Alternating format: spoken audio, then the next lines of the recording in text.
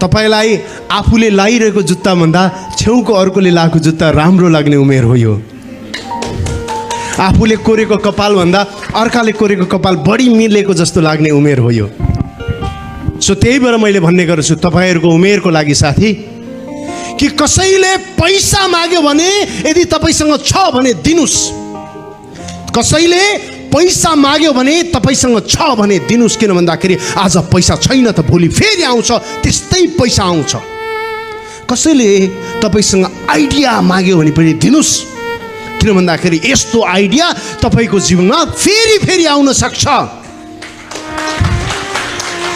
तर यो उमेरको मान्छेले कसैले, मैले फेरि रिपिट गरे, कसैले पैसा माग्छ भने दिनुस्। किन भन्दाखेरि तपाईसँग भएको पैसा आज छैन त फेरि भोलि आउन सक्छ। कसैले आइडिया माग्यो भने दिनुस्। किन भन्दाखेरि आज त्यो आइडिया यहाँ पुर्यो, भोलि पनि फेरि पुर्न सक्छ। तर एक चिज दिनुभन्दा अगाडि 1000 पटक सोच्नु होला। किन भन्दाखेरि दिइसकेपछि त्यो फेरि फर्केर आउँदैन। त्यो हो जवानी, त्यो हो जवानी, यो युथनेस।